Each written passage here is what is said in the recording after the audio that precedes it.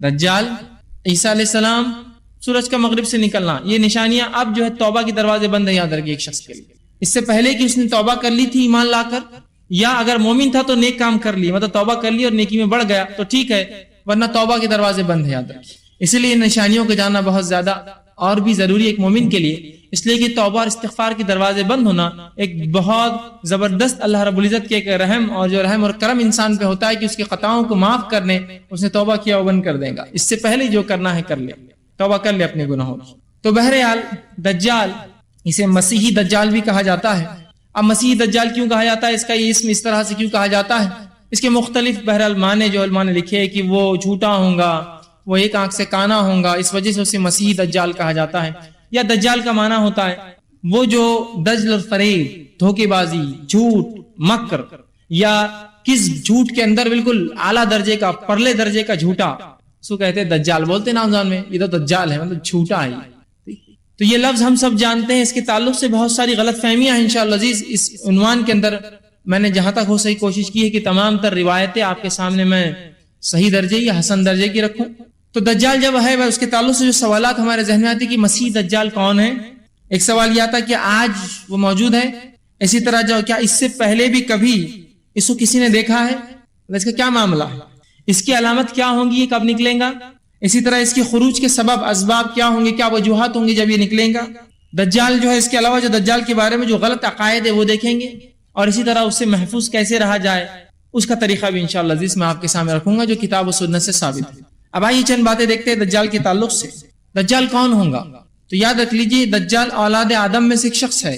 دجال اولاد آدم میں سے ایک شخص ہوگا جس کو اللہ رب العزت نے کچھ خاص طاقتیں دے رکھی ہوں گی اپنی طرف سے، یہ اس کی خود کی کوئی خصوصیت نہیں ہوں گی، یاد رکھیے۔ دجال اولاد آدم میں سے ایک شخصیت، ایک شخص ہوگا جس کو اللہ رب العزت نے اپنی جانب سے کچھ خصوصی طاقتیں دے رکھی ہے جو عام انسانوں کو یا دیگر انسانوں کو اللہ نے وہ طاقتیں اور قوتیں عطا نہ کی ہے۔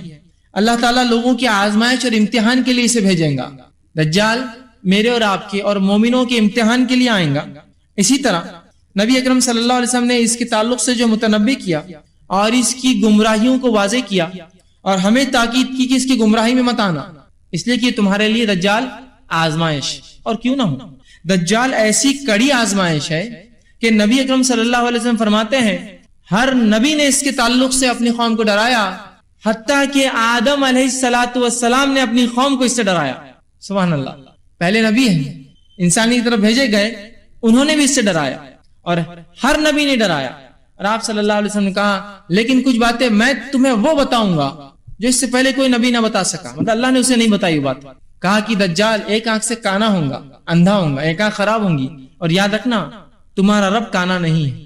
اس سے مطلب یہ ہے کہ یاد رکھ لو وہ اپنے آپ کو رب اعلان کریں گا، تو اللہ کی اسماء و صفات کا علم حاصل کر لو اور جان لو کہ تمہارا رب کانا نہیں ہے، وہ اندھا نہیں ہے، اس کی ایک آنکھ خراب نہیں ہے۔ سمجھے آپ بات؟ یہ اضافی علم ہے جو اللہ کے رسول فرماتے مجھے ہی دیا گیا، اس سے پہلے نہیں تھا کسی کو۔ بہرحال تو دجال کے بارے میں جو معلومات ہے رکھنا ہمارے لیے انتہائی ضروری، یاد رکھیے۔ نبی اکرم صلی اللہ علیہ وسلم کی حدیث ہے، حذیفہ بن یمان رضی اللہ عنہ فرماتے ہیں اور کہتے ہیں، صحیح بخاری کی روایت ہے کہ شر اور فتنوں کے تعلق سے جتنے سوالات میں کرتا تھا کوئی دوسرا صحابی نہیں کرتا تھا۔ ہر بار یہ کچھ نہ کچھ فتنوں کا سوال کرنے لگا، یہ کیسا ہوگا، وہ کیسا ہوگا، اس کا کیا معاملہ ہوگا۔ تو وہ کہتے ہیں کہ شر فتنوں کے بارے میں سوال کرتے تھے کہ کہیں اس میں مبتلا نہ ہو جائے، اور میں وہ کہتے اس لیے سوال کرتا تھا اور دیگر صحابہ بھی کرتے تھے کہ کہیں ہم وہ فتنے میں نہ آ جائے، وہ فتنے سے بچنے کے لیے ہم سوالات کرتے تھے۔ تو صحابہ کا فتنے سے بچنے، نبی اکرم صلی اللہ علیہ وسلم سوال کرنا، یہ اس کی دلیل ہے کہ آپ کو اور مجھے شریعت کا علم حاصل کرنا پڑے گا اور جاننا پڑے گا یہ تمام چیزیں کیا ہے، جیسے صحابہ جاننے کی کوشش کرتے تھے اور نبی اکرم صلی اللہ علیہ وسلم سے ہر ممکن ہر وقت پوچھتے تھے یہ کیسا، یہ کیا، یہ علامت کیسی، وہ نشانی کیسی، یہ کب ہوگا، فلاں کب ہوگا، تاکہ اپنی نفسوں کو، اپنی آل اولاد کو اور اس قوم اور اس ملت کو اس فتنے سے، اس برائی سے بچا سکے۔ ٹھیک ہے، اسی طرح ہمارے لیے بھی جاننا بہت زیادہ ضروری ہے، اس لیے کہ دجال یہ دنیا میں جو فتنے جتنے بھیجے گئے ان فتنوں میں سب سے بڑا فتنہ ہے، سب سے بڑا۔ جتنے فتنے اللہ رب العزت نے دنیا میں بھیجے، جیسا مال ایک فتنہ، آپ صلی اللہ علیہ وسلم بنی اسرائیل جو ہے جس فتنے میں پھنسی وہ عورتوں سے تھا کہ شر اور جو ہے زنا اور اس کام میں وہ پھنس گئے۔ اس امت کے تعلق سے آپ نے فرمایا میری امت کا فتنہ مال ہے۔ تو ہر امت کا فتنہ ہوتا ہے، فتنوں کے درجے ہوتے ہیں، لیکن سب سے اونچا، سب سے بڑا، سب سے خطرناک فتنہ جو ہے وہ کیا ہے؟ دجال ہے، یاد رکھیے۔ تو کیا یہ بات جاننا ضروری نہیں ہمارے اور آپ کے لیے کہ وہ سب سے بڑے فتنے کو ہم جانیں وہ کیا ہے، اس کی حقیقت کو سمجھے، اس سے اپنے آپ کو بچانے کی کوشش کریں؟ لیکن ان تمام علامتوں سے پہلے یہ بات بھی اپنے ذہن میں رکھے کہ آپ ہر چیز کو پھر دجال سے جوڑنا نہ شروع کر دیں اور ہر کسی شخص میں دجال کو کھوجنا نہ شروع کر دیں۔ یہ ہوتا ہے جب بھی علامت قیامت کی بات ہوتی ہے، بس اس کے بعد سے آدمی کو ہر جگہ خوف ہوتا ہے۔ دیکھیے، خوف ہونا، فتنوں سے ڈرنا فطری بات ہے، ایک مومن فتنوں سے ڈرتا ہے، اس لیے کہ اس کے ایمان جانے کا مسئلہ ہوتا ہے۔ نبی اکرم صلی اللہ علیہ وسلم نے ایک مرتبہ صحابہ کو دجال کے بارے میں بتایا، نصیحتیں کی۔ حدیث میں روایت میں آتا ہے کہ اذان ہوئی فجر کی، نبی اکرم صلی اللہ علیہ وسلم فجر کے لیے آئے، فجر کے بعد آپ ممبر پہ چڑھے اور اعلان کیا اور علامت قیامتیں بتائی، دجال کی فتنوں کے بارے میں بتایا، حتیٰ کہ ظہر ہو گئی، ظہر کی نماز پڑھی، نماز کے بعد پھر آپ کھڑے ہوئے، ظہر سے پھر ہمیں تاکیدیں کی، حتیٰ کہ عصر کر دی، عصر کے بعد پھر آپ کھڑے ہوئے، پھر ہمیں علامت قیامت اور نصیحتیں بتائی، حتیٰ کہ مغرب کر دی۔ جب رات ہونے لگی اور نبی اکرم صلی اللہ علیہ وسلم ہمیں بتاتے گئے تو صحابہ آپ نے دیکھا صحابہ ڈر رہے ہیں اور گھبرا رہے ہیں۔ جب کھجوروں کے درخت پیچھے ہلنے لگے اندھیرے کے اندر تو اللہ کے رسول صلی اللہ علیہ وسلم فرمایا کہ گھبراؤ مت، اگر دجال میرے رہتے ہوئے آ گیا تو میں اس کو کافی ہو جاؤں گا، اور میرے بعد آیا تو اللہ ان مومنوں کی مدد کریں گا اور وہ اس کے لیے کافی آ جائیں گے۔ تو گویا صحابہ اس وقت ڈر رہے تھے، اس لیے کہ ہر شخص اپنے ایمان کے لیے ڈرتا ہی ہے، ہر شخص ڈرتا ہے، اس کو ڈر ہے اس کا ایمان نہ چلے جائے۔ تو صحابہ کا ڈر پتہ چلا یہ فطری ہے، تو ان علامتوں کو جاننا ضروری ہے۔ فتنوں کے ڈر سے ڈرنا ایک الگ چیز ہے، لیکن ہر چیز میں آپ دجال اس کی چال بازیاں نہ سمجھے، ورنہ ہوتا ہی ہے کہ جو کام بھی دنیا میں ہوتا ہے آپ کہتے ہیں ہاں یہ دجال کے ساتھی، دجال کے مکر و فریب میں پھنسے ہوئے لوگ، دجال کی قوم، دجال کی فوج، دجال کا فلاں، دجال کا یہ، ہر چیز کو جو ہے دجال سے جوڑ دیتے ہیں۔ ان باتوں کو جاننا اتنا بہت زیادہ ضروری بھی ہے۔ ایک مرتبہ یہ ہوا کہ ایک شخص مجھے ملے، کافی عمر رسیدہ تھے، مجھ سے بات کی، کہا آپ نوجوان ہیں، اللہ نے آپ کو صحت و طاقت دی ہے، کیا آپ اللہ کی راہ میں جہاد نہ کرنا چاہیں گے؟ میں نے کہا کیوں، موقع ملا تو ضرور۔ کہا بہت اچھی بات آپ نے کہی۔ کہا پھر میں آپ کو ایک پتے کی بات بتاتا ہوں۔ میں نے کہا کیا؟ تو کہا دجال آ چکا ہے۔ میں نے کہا سبحان اللہ، ابھی تک پتہ کیوں نہیں چلا؟ اور کافی قریب ہے وہ۔ میں نے کہا کتنا قریب ہے؟ تو کہا ناندڑ کے اطراف۔ میں نے کہا اچھا اتنے قریب آ چکا؟ ہاں، اور وہ بہت سنجیدہ تھے اس مسئلے میں۔ کہا ہاں، اسی لیے تو میں نے آپ کی تعریف کی، آپ کی جوانی کی اور آپ کی صحت کی، تو ضرور میں تو بوڑھا ہو گیا ہوں، پتہ نہیں اس کے آنے تک بچوں نہ بچوں، آپ ضرور جانا۔ میں نے کہا لیکن حدیثوں میں ناندڑ کا تذکرہ نہیں کہ دجال وہاں آئیں گا۔ نہیں، کہا وہ فتنہ مچاتے ہوئے آ چکا ہے۔ تو میں نے کہا اس سے پہلے کون سی شہر میں فتنہ مچایا اس نے؟ تو کہا ہاں وہ تو نہیں پتا چلا، لیکن یہاں آ گیا پتا چل گیا۔ میں نے کہا ایسا تو حدیث میں کہیں وارد نہیں، جہاں سے نکلیں گا اس کی وضاحت ہے، جہاں جائیں گا اس کی وضاحت ہے، کہاں نہیں جائیں گا اس کی وضاحت ہے، کیا کریں گا اس کی وضاحت ہے، کیا نہیں کر سکتا سب وضاحت ہے۔ تو آپ نے تو سیدھا اس کو یہاں لا لیا۔ تو پھر تھوڑے وہ کشمکش میں آئے، کہا میں سوچ کر، میں نے کہا اور سوچیے، ایک بار اور تذکرہ کیجئے اور معلومات ان ڈیپتھ نکالیے کہ اتنی بڑی خبر معلوم کیسے نہیں ہوئی؟ چھوٹی موٹی خبر، فلاں کتے نے کاٹ لیا، یہ پان کی پچکاری پھسل گیا، اس کے منہ پہ کیلا لگا، اس کو جوتا پڑتے پڑتے بچ گیا، دن بھر چلتی ہے، اتنی بڑی خبر دجال کا آنا اور میڈیا نے رپورٹ نہیں کیا، ایسے کیسے ہو سکتا؟ تو تھوڑے فکر مند ہو گئے۔ اتنا بھی کوئی ایسا معاملہ نہیں ہے کہ ہر جگہ دجال، ہر کسی اندھیرے کے پیچھے دجال کو تصور کرے، ہر شخص میں دجال کی چال بازیاں تصور کرے، ہر انسان جو مسلمان کے خلاف کچھ کرے ہاں دجال کی فوج کا آدمی دکھتا ہے، یہ اس طرح سے بھی نہیں۔ اسی لیے ضروری ہے اس عنوان کو سمجھنا اور جاننا۔ آئیے آگے جو ہے جہاں دجال کی معلومات رکھنا ضروری ہے تاکہ اس کے مکر، فریب، فتنے اور فساد سے ہم اپنی حفاظت کر سکیں، اسی طرح جو ہے یہ بات بھی جاننا ضروری کہ اللہ رب العزت جس کو بچانا چاہے وہی بچ سکتا ہے اس کے فتنوں سے، یہ بات بھی اپنی جگہ طے ہے۔ کوشش ہمارا کام ہے، جاننا ہمارا کام ہے، اور اللہ سے دعا کرنا ہمارا کام ہے، لیکن یہ بات یاد رکھ لیجیے اللہ رب العزت ہی اس کے فتنوں اور شر سے جس کو بچا لے وہ بچ سکتا ہے۔ اب اس کا نام مسیح دجال کیوں ہے؟ تو مسیح دجال اس لیے کہا جاتا ہے اسے کہ اس کی ایک آنکھ جو الٹی آنکھ ہوں گی، بائیں آنکھ، یہ خراب ہوں گی، تو علماء لکھتے ہیں اس وجہ سے اس کو مسیح، اور دجال جھوٹ کی وجہ سے، مسیحی دجال مطلب ایک آنکھ سے اندھا، جھوٹا۔ اسی طرح علماء لکھتے ہیں کہ وہ چونکہ ساری زمین پر گھومیں گا، دجال جب نکلیں گا، ظہور کریں گا تو پوری زمین پر گھومیں گا، کوئی شہر کوئی بستی اس کی فتنے سے نہیں بچنے والی، یاد رکھیں گھومیں گا چونکہ پورے اس میں، تو لہذا چونکہ وہ گھومیں گا اس وجہ سے اس کو مسیحی کہا جاتا ہے، گھومنے والا، گھوم کر جو دجل، مکر، فریب، جھوٹ کو پھیلائیں گا، مسیح دجال، یہ اس کے اسم، اس کے جو ہے نام کے تعلق سے آتا ہے۔ اسی طرح جو ہے دجال کا دعویٰ کیا ہوگا؟ یاد رکھیے دجال کا دعویٰ یہ ہوگا، اور بہت بڑا دعویٰ کریں گا۔ پہلے وہ دعویٰ کریں گا ایک نیک شخص ہونے کا، دوسرا وہ دعویٰ کریں گا نبی ہونے کا، تیسرا وہ دعویٰ کریں گا رب ہونے کا، یہ اس کا دعویٰ ہوگا، یاد رکھیں۔ پہلا نیک شخص، دوسرا نبی، اور تیسرا وہ اپنے آپ کو جو ہے اللہ جو ہے اعلان کر دے گا. اور نبی اکرم صلی اللہ علیہ وسلم اس تعلق سے وضاحت کی اور فرمایا اور یوں کہا، جس کو جو ہے صحیح بخاری نے روایت کیا، بے شک دجال کانا ہے اور تمہارا رب کانا نہیں، یاد رکھو. مطلب وہ رب ہونے کا دعویٰ کریں گا. ارے مسلمانوں جان لو اللہ رب العزت کانا نہیں ہے، ایک آنکھ اس کو نہیں ہے، ٹھیک ہے، یا ایک آنکھ خراب نہیں ہے اس کی. تمہارا رب کانا نہیں ہے، جبکہ دجال کیا ہوگا؟ کانا ہوگا، رب ہونے کا دعویٰ کریں گا. نبی اکرم صلی اللہ علیہ وسلم کے دور میں جب آپ صلی اللہ علیہ وسلم صحابہ کو دجال کے بارے میں بتایا تو صحابہ جو ہے اس معاملے میں بڑا غور و فکر کرنے لگے. اور ایک شخص تھا جس کے اندر کچھ صفتیں صحابہ نے دیکھی جو نبی اکرم صلی اللہ علیہ وسلم دجال کے تعلق سے بتایا کرتے تھے. انہوں نے ایک شخص میں صفت دیکھی. اس کا ایک بڑا لمبا واقعہ آتا ہے، وہ بھی رکھ دیتا ہوں. ابن سیاد نامی ایک شخص تھا جو یہودی تھا. اس کے والدین یہودی تھے، یہ بھی یہودی تھا، اور صحابہ اس کے تعلق سے سوچا کرتے کہ یہ شاید دجال ہے. اور روایت میں آتا ہے، صحیح مسلم کی روایت ہے، عبداللہ ابن عمر رضی اللہ عنہما اس حدیث کے راوی وہ کہتے ہیں، اور یہ کہا آپ نے فرمایا کہ حضرت عمر بن خطاب اور چند دیگر لوگ ابن سیاد کے پاس جانب روانہ ہوئے اور نبی اکرم صلی اللہ علیہ وسلم بھی ان کے ساتھ گئے. وہ فرماتے آگے، انہوں نے اسے بنو مغالہ کے ایک قلعے کے پاس لڑکوں کے ساتھ کھیلتا ہوا پایا. اس وقت ابن سیاد بلوغت کے قریب تھا، مطلب یہ جوان نہیں ہوا تھا، وہ چھوٹا بچہ تھا. نبی اکرم صلی اللہ علیہ وسلم کی جو ہے آمد کا اس وقت اسے پتا چلا جب آپ صلی اللہ علیہ وسلم ساتھ میں تھے، صحابہ کو ساتھ چلے. ابن سیاد جس کے بارے میں صحابہ کو شک تھا، جو صفتیں جو بتائی تھی آپ صلی اللہ علیہ وسلم نے، اس لڑکی کے اندر کچھ باتیں دکھتی تھی. صحابہ نے آپ سے بیان کیا، آپ سے کہا چلو پھر دیکھتے ہیں تاکہ وضاحت ہو جائے صحابہ کے سامنے کہ ایسا ہے یا نہیں ہے. وہ گئے.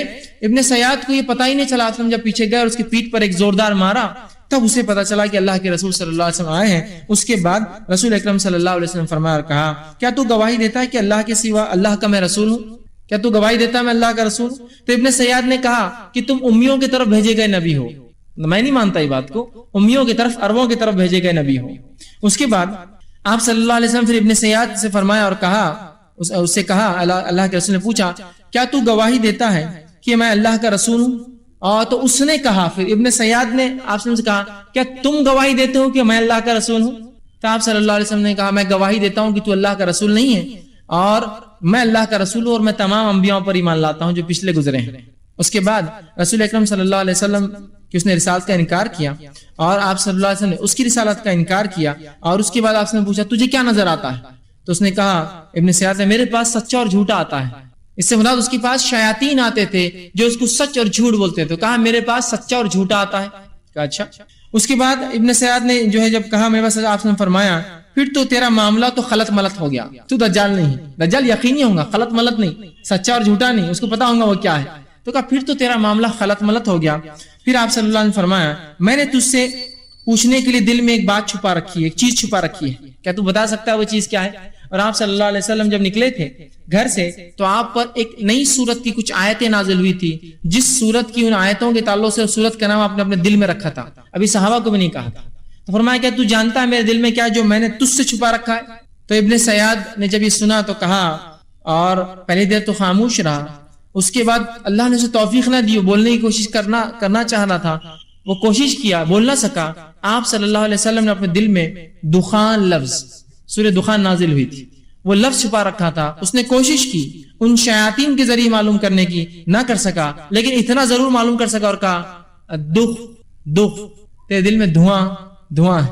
آپ صلی اللہ علیہ وسلم نے جب اس نے یہ جواب دیا، آپ کے دل میں ایک لفظ چھپا تھا، کوشش کی، کچھ حد تک پہنچ گیا، یقین طور سے دخان لفظ نہیں بول سکا، گھبرا گیا، پریشان نہ. چونکہ جب شیاطین کسی کوئی بات پہنچاتے ہیں نا، وہ مکمل نہیں پہنچا سکتے ہیں، جھوٹ موٹ ملا کر کرتے ہیں.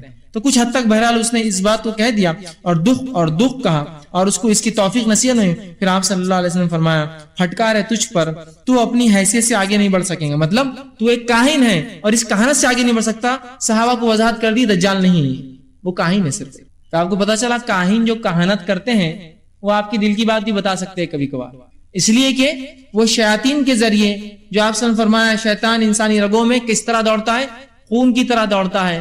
تو وہ شیاطین جو پرلے درجے کے شعبدے باز ہوتے ہیں، ان شیاطین کے ذریعے آپ کے دل کی بات بھی پتا کر سکتے. اس لیے آپ بہت سارے واقعات سنتے ہیں نا، بہت بڑے فلاں تھے، ان کے پاس کوئی شخص گیا، دل میں برا سوچتا تھا، انہوں نے اس کے گال پہ تھپتا ہوا کہا بیٹا بڑوں کے بارے میں برا نہیں سوچتے. آپ بولتے ہیں اس کو کیسے پتا چلا میں برا سوچ رہا تھا؟ سمجھ گئے آپ کیسے پتا چلا؟ اسی طرح کی شیاطین ان کو خبریں دیتے ہیں اس میں دل میں کیا ہے، ٹھیک ہے، شعبدے بازیاں کراتے ہیں، اس طرح کی باتیں. تو آپ صلی اللہ علیہ وسلم کے دل میں دکھ تھا، چھپا کے لیے دخان تھا. بہرحال کچھ حد تک مکمل تو نہ بول پائے، لیکن ضرور دکھ کے الفاظ کہے. اللہ نے اس کو مکمل بولنے کی توفیق نہ دی. لیکن صحابہ کا جو ایک غلط فہمی تھی کہ ابن سیاد جو ہے یہ دجال ہے، وہ معاملہ وہ ہو گیا. اس کے بعد آگے کی روایت آتی ہے، سالم بن عبداللہ بن عمر جو ہے فرماتے ہیں، کہتے ہیں کہ عمر بن عبداللہ نے، ان کے والد نے ان سے فرمایا کہ آپ صلی اللہ علیہ وسلم اس کے بعد ابن سیاد جب گھر جا کے سو گیا، لیٹ گیا، کیونکہ صحابہ کو ابھی تھوڑا شک تھا، آپ سمجھ چاہتے تھے کہ کنفرم ہو جائے. چھپتے اس سے گھر کے پاس گئے اور مختلف اس کے کھیت میں پہنچے. وہ سو رہا تھا، اس کی ماں جو ہے کچھ کام کر رہی تھی، اور جھاڑوں کے پیچھے چھپتے ہوئے حضرت عمر ان کے ساتھ سے رضی اللہ عنہ چھپتے ہوئے ابن سیاد تک پہنچنے لگے. اتنے میں اس کی ماں نے دیکھ لیا اور کہا، ابن سیاد جو اس کا نام صاف تھا، صاف جو ہے محمد جو ہے تمہیں جو ہے دیکھ رہے ہیں. تو اللہ کے رسول صلی اللہ علیہ وسلم فرمایا اگر اس کی ماں بیچ میں دخل نہ دیتی تو پھر تو معاملہ اس کا پورا آج کھل ہی جاتا کہ یہ کیا ہے، کیونکہ وہ کچھ نیند میں بڑبڑا رہا تھا، آپ سے وہ سننا چاہتے تھے کیا بڑبڑاتا ہے. بہرحال لیکن آپ صلی اللہ علیہ وسلم گئے، پھر اس سے وہی سوالات کی جو پہلے کیے تھے، کیا تو یہ اس چیز کا جو ہے گواہی دیتا ہے میں اللہ کا رسول ہوں؟ اس نے کہا کیا تم گواہی دیتے ہو کہ میں اللہ کا رسول ہوں؟ بہرحال پورا معاملہ آپ نے فرمایا کہ ایک شعبدے باز ہے، اس سے زیادہ بہرحال ابن سیاد اور کچھ نہیں تھا. اور قیامت تک چونکہ 30 دجال آئیں گے، 30، جس میں سے دجال اکبر وہ مسیحی دجال ہوں گا جو قیامت سے پہلے آئیں گا، اور 29 چھوٹے چھوٹے ہوں گے، ٹھیک ہے. لیکن ابن سیاد بہرحال یا تو کچھ علماء کے نزدیک چھوٹا دجال تھا یا ایک شعبدے باز کاہن تھا، لیکن 30 دجال، 30 جھوٹے، اور پورے 30 نبوت کا دعویٰ کریں گے، پورے 30. آپ صلی اللہ علیہ وسلم سے قیامت تک 30 دعوے دار ہوں گے، ٹھیک ہے. بہرحال اسی طرح ایک سوال ذہن میں آتا ہے، جب دجال اتنا خطرناک ہے کہ آدم علیہ السلام نے ڈرایا، دجال کے بارے میں رسول اللہ صلی اللہ علیہ وسلم نے اتنا بتایا، قرآن میں دجال کا تذکرہ کیوں نہیں؟ علامہ ابن کثیر رحمہ اللہ اس کے تعلق سے بڑی بہترین بات لکھتے اور کہتے ہیں دجال کے فتنے سے صرف وہی شخص بچ سکتا ہے، دجال کے فتنے سے صرف وہی شخص بچ سکتا ہے جو احادیث رسول کو ماننے والا ہو، ورنہ اتنے بڑے فتنے سے وہ نہیں بچ سکیں گے. یاد رکھیں بہت سے لوگ ہوتے ہیں نا منکر حدیث ہوتے ہیں، وہ اپنے آپ کو بہرحال کہتے ہیں اہل قرآن نہیں ہوتے ہیں، منکر حدیث صحیح لفظ ہے ان کے لیے، حدیث کے انکار کرنے والے ہوتے ہیں. وہ کہتے ہیں قرآن ہمارے لیے کافی ہے. اب چونکہ قرآن میں تذکرہ نہیں دجال کا، لہٰذا ہم نہیں مانیں گے، لہٰذا ہم نہیں مانتے اسے. تو انداز لگا لیجیے، اللہ ابن کثیر نے بڑی پیاری بات کہی، چونکہ اللہ رب العزت کتاب کے ساتھ ساتھ نبی کی زندگی کو محفوظ کرتا ہے، تاکہ کتاب تو ایک گائیڈ بک ہوتی ہے، گائیڈ لائنز ہوتے ہیں، اس گائیڈ لائنز پر کیسا عمل کرے وہ نبی کی زندگی ہوتی ہے. تو اللہ کی کتاب یہ جو ہے اگر ایک تھیوری ہے تو نبی کی زندگی پریکٹیکل نمونہ ہوتی ہے کہ اس تھیوری پر کیسا عمل کیا جائے. سمجھ رہے ہیں بات کو؟ تو بہرحال جو نبی کی سنت پر عمل کریں گا، حدیث رسول کے ماننے والا ہوں گا، وہی بچ سکیں گا، ورنہ باقی تو پھر ڈوب جائیں گے اسی چکر میں کہ قرآن میں نہیں. اور واقعتاً قرآن میں بہت ساری باتیں نہیں علامت قیامت کے تعلق سے. چند باتیں تو ہے، عیسیٰ علیہ السلام کا آنا، یاجوج و ماجوج کا خروج ہونا، زمین سے جانور کا نکلنا، سورج کا مغرب سے نکلنا، کچھ ہے، سب نہیں ہے. لیکن تو اس میں سے یہ بھی ایک بڑی نشانی موجود نہیں ہے. تو بہت سے لوگوں ایک شبہ ہوتا ہے، شبہ کا جو بہرحال آپ ازالہ کر لیں. ٹھیک ہے. اسی طرح آپ صلی اللہ علیہ وسلم نے 10 نشانیاں فرمائی کہ قیامت سے پہلے 10 نشانیاں آئیں گی، اور یہ 10 نشانیاں میں جب ایک آ جائیں گی تو باقی ایسے آئیں گی جیسا مالا ٹوٹنے کے بعد موتی ایک کے بعد ایک کھسکنا شروع ہو جاتا ہے، بالکل فوراً ایک کے بعد ایک. ٹھیک. اسی طرح جو ہے اللہ کے رسول صلی اللہ علیہ وسلم فرماتے ہیں، حضرت ابو ہریرہ رضی اللہ عنہ حدیث کے راوی ہے، آپ نے فرمایا کہ صحیح مسلم کی روایت ہے، 3 چیزیں جب ظاہر ہو جائیں گی تو کسی شخص کا ایمان لانا اس کو فائدہ نہ دیں گا. اس سے پہلے اگر ایمان نہ لا چکا ہو، سورج کا مغرب سے طلوع ہونا، دجال کا نکلنا، اور زمین سے بڑے جانور کا نکلنا، ان 3 چیزوں سے پہلے ایمان ضروری ہے، ورنہ ایمان کوئی فائدہ مند نہ ہوگا. اسی طرح ہم دیکھتے ہیں کہ عبداللہ ابن عمر رضی اللہ عنہ حدیث کے راوی آپ فرماتے ہیں اور کہتے ہیں، صحیح مسلم کی روایت ہے کہ ایک روز آپ صلی اللہ علیہ وسلم نے لوگوں سے خطاب کیا کھڑے ہوئے، اور آپ صلی اللہ علیہ وسلم نے جو ہے اللہ رب العزت کی حمد و ثنا کی اور فرمایا، میں تمہیں اس سے ڈرا رہا ہوں، اور ہر نبی نے اپنی قوم کو اس سے ڈرایا ہے. میں تمہیں دجال سے ڈراتا ہوں اور ہر نبی نے اپنی قوم کو ڈرایا ہے، لیکن میں ایک ایسی بات تمہیں بتاؤں گا جو اس سے پہلے انبیاء نے نہیں بتایا، اور کہا تو جو ہے دجال کا آنا ہے، اور یاد رکھو تمہارا رب کا آنا نہیں ہے. ٹھیک ہے. تو یہاں اللہ کے رسول سے وضاحت کی. اسی طرح خروج دجال، دجال کے نکلنے سے پہلے کیا معاملات ہوں گے، کیا واقعات ہوں گے، کیا حالات ہوں گے دنیا کی، ذرا وہ بھی دیکھ لیتے ہیں. تو خروج دجال سے پہلے نافع بن عتبہ بن ابی وقاص رضی اللہ عنہ یہ فرماتے ہیں اور کہتے ہیں، آپ صلی اللہ علیہ وسلم فرمایا اور کہا، تم جزیرے عرب میں جنگ کرو گے. ان حدیث کی وضاحت ویسے میں نے پہلے کی ہے، جو امام مہدی کے اس میں نہیں تھی، بہرحال پھر ایک خالی مختصر سا پھر بریفنگز دے رہا ہوں کہ آپ صلی اللہ علیہ وسلم، چونکہ بہت طویل واقعات ہیں جو گزر گئے ہیں، جو امام مہدی کے ہم نے پچھلے کڑی میں دیکھ لیے اس کے اندر، بہرحال مختصر دہراتا ہوں. تو تم عرب میں پر حملہ کرو گے، امام مہدی آئیں گے، تم ان کے ساتھ مل کر حملہ کرو گے اور فتح یابی حاصل ہوگی. پھر تم جو آپ سے فرماتے تم ایران پر حملہ کرو گے، اللہ فتح دیں گا. پھر تم جو ہے اس کے بعد آپ فرماتے جو ہے تم جو ہے رومیوں پہ حملہ کرو گے، اللہ تعالیٰ تمہیں فتح عطا فرمائیں گا. پھر تم دجال سے جنگ کرو گے، اللہ تعالیٰ اس پر بھی تمہیں فتح عطا فرمائیں گا. تو یہ سلسلہ ہوگا کہ مسلمانوں کی جنگیں ہوں گی، امام مہدی ہوں گے، مسلمان ایران عراق سے لڑیں گے اور مسلمان روم سے لڑیں گے. اور خود جزیرۃ العرب کے اندر چونکہ برائی پھیل جائیں گی، پہلے وہی جنگ ہوں گی، اس کو ختم کیا جائے گا اور اس کے بعد جو ہے دجال کا فتنہ نکلے گا. یہ فتنہ کب نکلے گا اس کے تعلق سے بہرحال وقت نہیں کہ میں وضاحت پوری کروں، بس حدیث کا مختصر جو ہے ایک ٹکڑا اور جملہ رکھ دیتا ہوں جو ہم نے پچھلی بار دیکھا تھا امام مہدی کے. اس میں امام مہدی آ جائیں گے، اس کے بعد عیسائی اور مسلمانوں میں صلح ہوگی. صلح ہونے کے بعد مسلمان ایک تیسرے دشمن سے لڑیں گے تو وہاں یہ ہوگا کہ یہ بات طے ہوں گی پہلے شرائط میں کہ کوئی یہ نہ کہیں گا کہ صلیب کی جیت ہوئی. جو مسلمان ان کا معاہدہ ہوگا اور عیسائیوں کا جو تیسرے دشمن سے لڑیں گے. ابھی دشمن بہرحال کون ہے؟ اکثر علماء کا وہ یہود ہوں گے، ان سے لڑیں گے. اور اس کے بعد جب واپس آئیں گے جنگ جیت کے، ایک ٹیلے پہ مسلمان رکیں گے تو ایک شخص اٹھیں گا اور عہد کو توڑ دیں گا اور ایک صلیب اٹھا کر کہیں گا صلیب کی جیت ہوئی، مطلب صلیب بنیاد بنا جیت کی، اس کی وجہ سے ہم جیت گئے. ایک مسلمان جو ہے شخص اٹھیں گا اور اس عیسائی جو کہیں گا صلیب کی جیت ہوئی اسے قتل کر دیں گا، یا ایک روایت میں اس کی صلیب کو توڑ دیں گا، جس پر عیسائی اپنا عہد توڑ دیں گے. حالانکہ پہلے انہی کی غلطی سے عہد ٹوٹیں گا، ان کا پہلے عہد ہو چکا ہوگا. اب مسلمان ان سے جنگ لڑیں گے. کئی جنگیں ہوں گی جن میں بہت سے عیسائی بھی قیدی بن کے مسلمان کے پاس آئیں گے اور یہ مسلمان ہو جائیں گے اور مل کر مسلمانوں کے ساتھ پھر عیسائیوں سے لڑیں گے. یہ جنگ کا معاملہ چل رہا ہوگا. مسلمان پھر اس جنگ کو جیتیں گے. اس جنگ میں جو لشکر جائے گا مدینے سے نکلیں گا. اس لشکر کے 3 حصے ہو جائیں گے. ایک حصہ تو جب سامنے والی فوج کو دیکھیں گا ڈر کر بھاگ جائیں گے. اللہ کے فرماتے ہیں ان کی اللہ توبہ کبھی قبول نہیں کرے گا.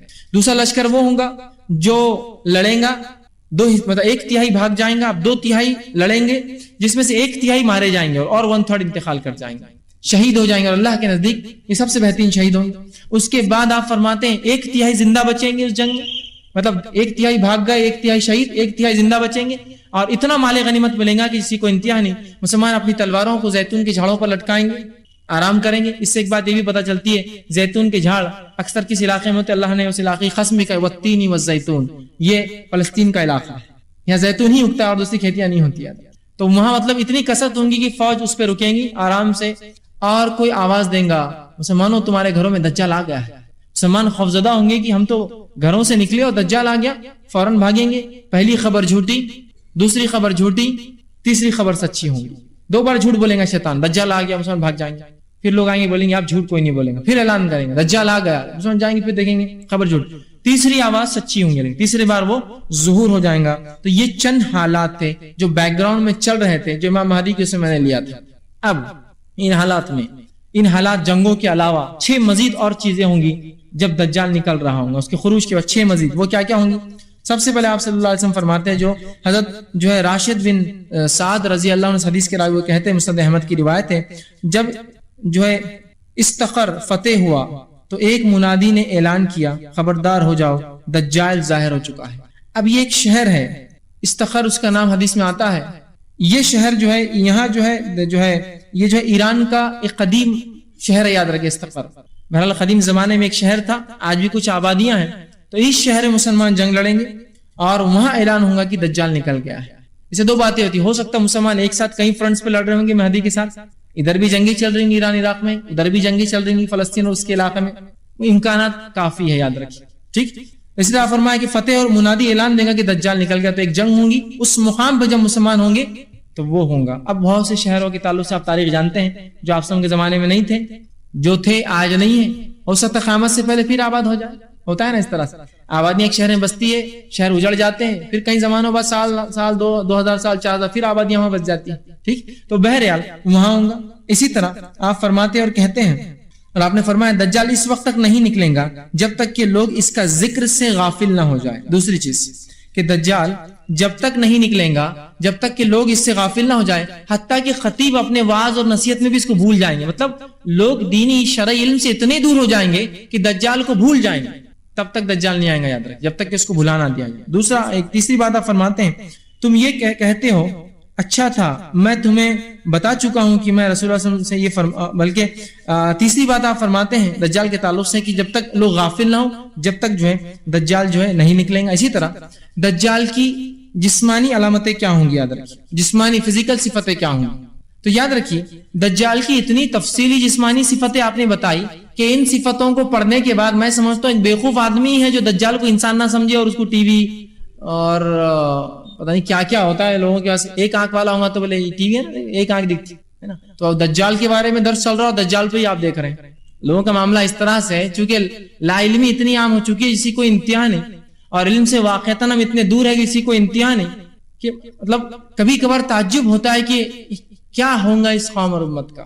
ایک صاحب مجھے ایک واقعہ بتانے لگے، ہنسی بھی آتی ہے لیکن افسوس بھی ہوتا ہے کہ ایک شخص جو ہے حج کے لیے گئے تو وہاں جو ہے مدینہ میں میوزیم ہے، اگر آپ میں سے کوئی حج عمرہ گیا ہو دیکھا ہوں، مدینہ کی میوزیم کے وہاں بہت پرانی قدیم ایک سائیکل کھڑی ہوئی ہے، سائیکل ہوتی ہے ایک قدیم سائیکل ہے، بہت پرانے بڑے ٹائر ہوتے تھے، اس کے پیچھے کا ٹائر چھوٹا، ایک نمونے کے طور میوزیم ہے۔ تو ایک شخص دوسرے شخص کو لا کر بتانے لگا اور کہنے لگا دیکھ یہ سائیکل آدم علیہ السلام کی۔ اندازہ لگا کیا حالات ہے مسلمانوں کی، آدم علیہ السلام کی سائیکل، یہ حالت ہے معاملہ۔ تو ہر چیز کو کر دیا، اتنی واضح صفتیں بتائی کہ کوئی بیوقوف، اس لیے میں کہہ رہا ہوں آخر میں یہ کہہ سکتا ہے کہ یہ انسان نہیں، کوئی مشین ہے، اے ٹی ایم مشینز ہے، کمپیوٹر سکرینز ہے، ایل سی ڈی، پتہ نہیں کیا کیا، بہرحال اتنی واضح نشانیاں۔ پہلی چیز جو آپ صلی اللہ علیہ وسلم نے جو واضح علامتیں بتائی، وہ علامتیں رکھتا ہوں، جو خوبیاں بتائی اس کی علامتیں وہ یہ ہے، اس کا خلاصہ یہ ہے کہ ایک پست قد انسان ہوگا، پست قد سمجھے نا، گدھا قد انسان ہوگا، مضبوط جسم والا۔ اب یہ صفتیں میں دجال کی بتا رہا ہوں تو آپ ایک دوسرے پہ مت لگائیے، آس پڑوس کے لوگوں مت لگائیے، نہ دیکھ تیرے لیے بول رہی ویسا مت کیجیے، ٹھیک ہے، ورنہ ہوتا ہے لگائیں، اس لیے کہ یہ آدم کی اولاد سے ہے تو کہیں نہ کہ انسان ایک جیسے ہی ہوتے ہیں نا، اس لیے کہ آپ سمجھ میں صحابی کو ایک خطاب کر رکھا وہ اس صحابی سے ملتا جلتا ہے، اس کا مطلب یہ نہیں کہ کوئی برائی ہے، گڈھا ہونا، صحت مند ہونا، یہ ہرگز نہیں، لیکن اس کے اوصاف آدم کے بیٹوں میں ایسے اوصاف ہوں گے، ٹھیک ہے۔ تو آپ نے فرمایا کہ پست قد ہوگا، ٹھیک ہے، اسی طرح جو ہے مضبوط جسم والا ہوگا، اسی طرح جو ہے بڑے سر والا شخص ہوگا، اور فرمایا دونوں آنکھیں عیبدار ہوں گی، ایک آنکھ جو ہوں گی الٹی وہ بند ہوں گی، مطلب اس پہ چمڑا لگا ہوگا، سیدھا آنکھ نہیں ہوں گی، دوسری آنکھ جو ہوں گی جسے دیکھ پاتا ہوں گا وہ خراب ہوں گی، جیسے انگور ہوتا ہے نا، انگور کا دانہ جس کا دیدہ خراب ہو جاتا ہے تو وہ اس کا رنگ بدل جاتا ہے، کالا نہیں ہوتا ہے، تو اس طرح سے اس کو نقص ہوگا اس کی دونوں آنکھوں میں، تو ایک خراب اس پہ چمڑا لگا ہوا، اسی سے اس کو مسیح کہا جاتا ہے، دجال، کہ ایک آنکھ خراب جس کی ہے دجال، دوسری آنکھ اس کی ایک انگور کے دانے کے جس طرح اس طرح ہوں گی، آنکھیں عیبدار ہوں گی اس کی، اسی طرح دائیں آنکھ انگور کے دانے کی طرح جو ہوں گی، ٹھیک ہے۔ اسی طرح جو ایک روایت میں آتا ہے کہ آنکھ پہ چمڑا نہیں ہوگا بلکہ وہ آنکھ ہی انگور کے جیسی ہوں گی، دوسری آنکھ سے دیکھ سکتا ہوں گا، ممکن ہے دونوں چیزیں کہ ہمیشہ بند رکھتا ہوں گا اور کبھی کھولتا ہوں گا، اس وجہ سے بند کی علامت میں یہ بتایا گیا، کھلا رکھتا ہوں گا تو اس طرح سے دیکھتی ہوں گی، بہرحال جو بھی ہے۔ اسی طرح آپ نے فرمایا آنکھ پر چمڑا آیا ہوا ہوگا، بال اس کے گھنے اور گھنگرالے ہوں گے، پیشانی اس کی بڑی ہوں گے، بہت گھنے بال اور گھنگرالے بال ہوں گے، پیشانی اس کی چوڑی ہوں گی، جلد کا رنگ سفید مطلب گورا انسان ہوگا، اور اس کی دونوں پنڈلیاں بے عیب ہوں گی، ذرا خوبصورت نہیں ہوں گی، آرچ شیپ مطلب ہوتا ہے نا کچھ لوگوں کے پیر ایسے ٹیڑے ہوتے ہیں نیچے سے، اس طرح سے اس کے کھلے ہوئے پیر ہوں گے، مطلب سیدھے پیر ہوں گا، یا ایسے پیر جس کو دیکھ کر آدمی کو لگے نقص ہے اس کے اندر، تھوڑا لچک ہے، تھوڑی کمی ہے، تھوڑی خرابی ہے اس کے پیروں میں، تو اس قسم کے اس کے پیر ہوں گے، ٹھیک ہے۔ اور دونوں آنکھوں کے درمیان 3 حرف لکھے ہوں گے، کاف فے رے۔ ہر مومن جاہل ہو یا پڑھا لکھا ہو اگر ایمان والا ہے تو پڑھ لیں گا کافر، کیا لکھا ہوا 3 حرف کاف فے رے، ہر مومن جس میں ذرہ بھی ایمان ہوگا پڑھا لکھا ہو یا جاہل ہو دیکھیں گا اور پڑھ لیں گا کافر، ٹھیک ٹھیک۔ ابھی کافر جو ہے اس کے سر پہ دونوں آنکھوں کے بیچ مطلب دونوں آنکھوں کے بیچ کے پیشانی کے حصے پہ لکھا ہوگا، یہ واضح ہے، یہ شخصیت ہے۔ کچھ لوگ پتہ نہیں عجیب رہتے، کافر ہے نا لکھا ہوا تو وہ کیا کرتے، امریکہ فرانس کافر، امریکہ اور فرانس، امریکہ کا کا فرانس کے فیرے، ہاں کافر، دیکھو کھلا مومن دیکھ لے رہا، پہچان لے رہا، دیکھو حدیث میں یہاں الفاظ ہے اس کی آنکھوں، آنکھیں یہ 2 چیزیں فرانس اور امریکہ، آنکھوں کے بیچ الفاظ ہے، شخصیت بتائی جا رہی ہے، یہ نہیں کہا وہ اس دنیا کے میپ میں لکھا ہوا ہوگا کافر، वजाहत है, पेशानी चौड़ी, दोनों आंखों के बीच में हर शख्स पढ़ लेगा काफ फेरे, ईमान वाला होगा तो चाहे अनपढ़ हो चाहे पढ़ा लिखा हो, काफिर। समझे? शख्सियत है, वाज़े शख्सियत है, इसमें कोई दो राय नहीं कि ये शख्सियत नहीं, कोई मशीन, कोई आलात, कोई अजीब चीज है, बल्कि एक शख्सियत है, याद रखिए। ठीक, तो ये जिस्मानी औसाफ है जो हदीस में आए। इसी तरह दज्जाल के जाहिर होने की जगह, सही मुस्लिम की रिवायत है, अबू बकर रजी अल्लाह ने हदीस के रावी आप कहते हैं, आप सल्लल्लाहु अलैहि वसल्लम ने फरमाया, दज्जाल मशरिक में एक ऐसी जगह से खुरूज करेगा जिसको खुरासान कहा जाता है। खुरासान समझते हैं? खुरासान ये ईरान का एक जिला है, अभी आज भी भरल खुरासान एक जिला है ईरान का, उस खुरासान इलाके से निकलेगा। ये रहता अलग जगह है, ज़ुहूर यहां से करेंगे। समझे? जाहिर जब होगा पब्लिक में, आवाम में आम होगा तो खुरासान से होगा, नांदेड़ से नहीं। ठीक, देखिए अल्फाज के साथ है ना हदीस में, आप कोई शक ही नहीं रहा ना, कि अंदाजा तुक्का नहीं लगा सकते ना, आपकी मशरिक बोल तो कहीं तक भी चले जाओ, घूमते हैं। नहीं, अल्फाज है, खुरासान से जाहिर होगा, मतलब जब पहली खबर लोगों को मिलेंगी तो वो खुरासान में होगा और वहां से अपना मिशन वो चालू करेंगे। रहता कहीं और है, जाहिर कहीं और से होगा और पूरे दुनिया में उसके बाद वो घूमेगा। तो फरमाया जो है खुरूज उसका खुरासान से काम, इसका एक शहर खुरासान से होगा और इसकी पैरवी ऐसे लोग करेंगे जिनके चेहरे मुंडी हुई ढालों की तरह होंगे, मतलब चपटे चेहरे वाले लोग होंगे जो उसकी पैरवी करेंगे उस जमाने में। बहरहाल कौन होंगे वल्लाहु आलम, लेकिन एक हदीस में उसकी वजाहत और भी आती है। बहरहाल तो आपने फरमाया खुरासान से निकलेंगे, जाहिर जब होंगे। इसी तरह दज्जाल इब्तिदाई ज़ुहूर ये जो और शोहरत शाम और इराक के दरमियान होंगे। एक रिवायत में फरमाया निकलेगा खुरासान से, लेकिन जो शोहरत उसको मिलेंगी, पब्लिसिटी मिलेंगी, वो इराक और शाम के बीच में किसी बस्ती में मिलेंगी। उसको रहता कहीं और है, जाहिर खुरासान से होगा, लेकिन पब्लिकली अनाउंसमेंट और जो उसके नुकसानात है वो पता चलेंगे जब वो इराक और शाम के बीच में किसी शहर में, चूंकि वो सफर करेगा, शहर शहर बस्ती बस्ती घर घर जाएगा, तो वहां जो है जाहिर होगा और वहां से उसको पॉपुलैरिटी मिलेगी, वहां से जो है वो मशहूर और शोहरत पालेगा इन दो इलाकों के बीच में। इसी तरह जो है नवाज बिन समान रजी अल्लाह अन्हु फरमाते हैं और कहते हैं वो शाम और इराक के दरमियान एक मुकाम से जाहिर होगा, खुरासान से निकलेगा, कुछ लोग वहां तैयारी करेंगे, वो मशहूर और जो है शोहरत पाएगा इराक और शाम के बीच के भरल एक इलाके में। इसी तरह दज्जाल क्या वो कोई शख्स है? क्या आज वो है? आइए उसका जवाब हम देखते हैं। अब इसका जवाब आ रहा है, एक पूरा तवील वाकया है जो सही मुस्लिम की रिवायत है। हदीस में आमिर बिन शर्जिल अज़जाई, इन्होंने एक बार जो है फातिमा बिन्त कैस रजी अल्लाह अन्हा से कहा, मुझे कोई ऐसी हदीस सुनाइए जो आप सल्लल्लाहु अलैहि वसल्लम से आपने रास्त सुनी थी और अब तक किसको नहीं बताई, और मुझे बताइए आप वो हदीस। अच्छा, तुम ऐसी हदीस मुझसे सुनना चाहते हो जो आप सल्लल्लाहु अलैहि वसल्लम ने रास्त सुनी, मतलब किसी और के जरिए नहीं, मैं खुद थी, तो सुनो। फिर उन्होंने फरमाया और कहा, एक रोज रसूलुल्लाह सल्लल्लाहु अलैहि वसल्लम की मुनादी ने आवाज दी, ऐलान किया कि नमाज को आओ। मतलब अजान के अलावा ऐलान हुआ कि नमाज पढ़ो और आओ वहां खास तौर से। ठीक, उसके बाद जब मुनादी दी और आवाज सुनी, वो ऐलान कर रहा था लोगों नमाज खड़ी होने वाली है, मतलब अजान तो हो गई थी लेकिन कुछ ना कुछ स्पेशल प्रोग्राम है, इसलिए वो कह रहा था नमाज खड़ी हो रही, चलो मतलब उसके बाद बैठना है, तुम्हें कुछ सुनना है। उसके बाद वो कहती है कि ये सुनकर मैं भी मस्जिद चली गई और जब मैं सफ में खड़ी हुई तो मर्दों के बाद की जो औरतों की पहली सफ थी उसमें मैं थी, मतलब एकदम फोर्थ फ्रंट, मैं सबसे सामने बैठी और सुन रही थी ये सब चीज। जब आप सल्लल्लाहु अलैहि वसल्लम नमाज पढ़ चुके और नमाज पढ़ने से आप फारिग हुए तो आप मिंबर पर जलवा अफरोज हुए, मिंबर पर बैठे चढ़कर, और आप सल्लल्लाहु अलैहि वसल्लम जो है आपका चेहरा खुशनुमा था, आपके चेहरे पर मुस्कुराहट थी, आपके चेहरे पर तबस्सुम थी, मुस्कुराहट थी, आप खुश थे, जैसे कोई चीज की तस्दीक हो रही, हाँ हाँ यही था, ऐसे ही मामला था, खुश थे आप।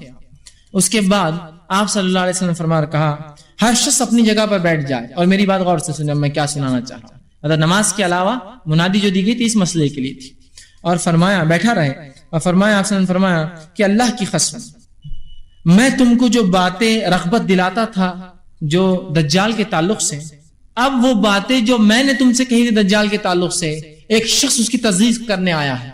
क्या कहा खुश होकर कि मैं तुमसे जो दज्जाल के ताल्लुक से उसके फितनों के बारे में बताता था, तुम लोगों को उस चीज की तस्दीक करने के लिए एक शख्स आज आया है। और तमीम अद्दारी रजी अल्लाह अन्हु, ये एक ईसाई शख्स थे, ये 30 लोगों के साथ एक जहाज में सफर करके कहीं जा रहे थे जब तक ये ईसाई थे। तो आप सब फरमाते हैं कि तमीम अद्दारी जो आप सब के बाजू ही बैठे थे, मिंबर के बाजू थे, वो ईमान ला चुके थे लेकिन पहले ईसाई थे, वो यहाँ आए, इस्लाम कबूल किया और वाकया सुनाया, जिस वाकये को रसूलुल्लाह मिंबर से सुना रहे हैं। वाकया क्या सुनिए। तो आपने फरमाया कि क्या मैं तुम्हें दज्जाल से रग़बत ना दिलाता था? अब आओ सुनो تمیم آئے ہیں میرے پاس اور فرمایا وہ نصرانی تھے، میرے یہاں آئے، میرے ہاتھ پر بیعت کی، انہوں نے اسلام قبول کیا، انہوں نے مجھے ایک واقعہ سنایا جو میری ان احادیث کے موافق ہے جو میں تمہیں دجال کے بارے میں سناتا تھا. مطلب میری باتوں سے موافقت کر رہی، اور وہ واقعی وجہ بنا تھا تمیم کے ایمان لانے کا. یاد رکھیں کیا واقعہ ہے وہ انہوں نے مجھے بیان کیا جو آپ سے بیان کر رہے ہیں.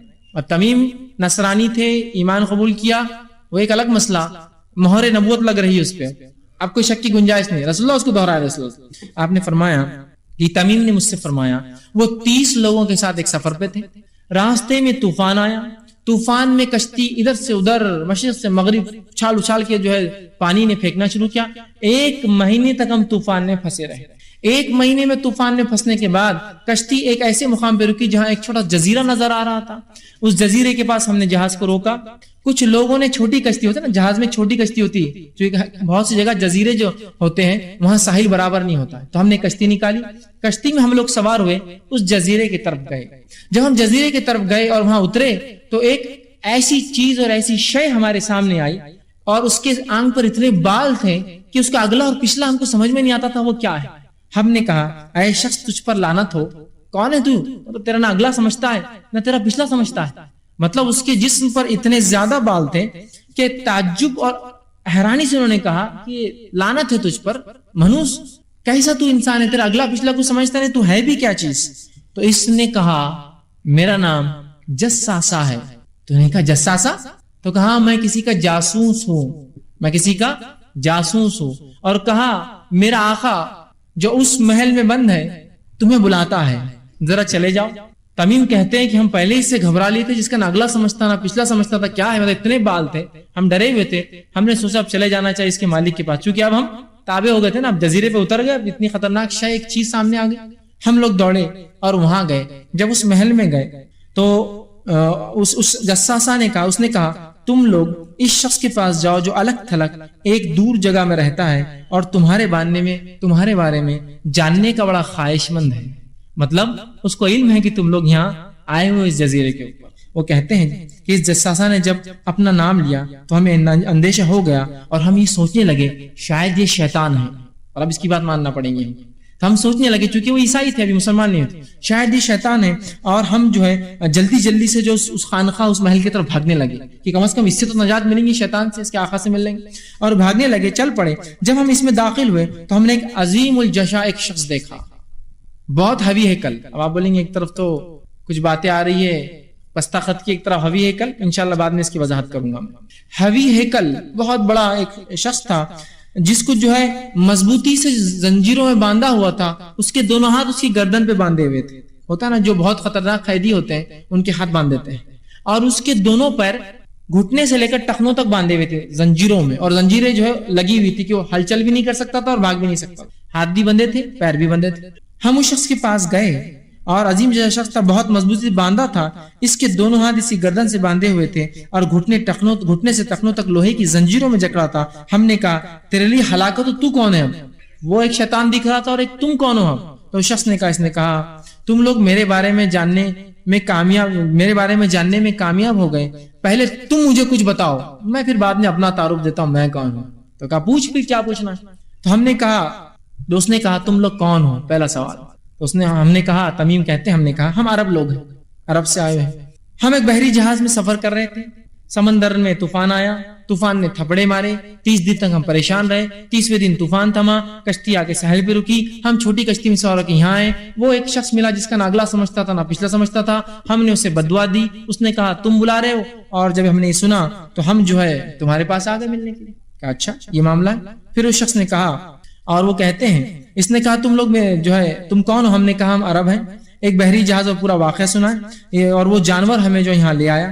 ہم نے اس سے پوچھا تیرے لیے تباہی و بربادی ہو، تو کون ہے؟ اب بول. اب ہم نے بتا دیا پورا ہمارا کیا ہے، اب تو کون ہے بتا. تو اس نے کہا جو ہے میں مطلب اس کا واقعہ، اس کی بات جو ہے، اس نے کہا تم لوگ اس بڑے محل میں آ جاؤ. تو ہم اس کی بات سن کر آ گئے اور تمہارے جانب آئے. اس نے کہا جو ہے مجھے جو ہے اب یہ چھوڑو کیا تھا، مجھے بیسان کے بارے میں بتاؤ.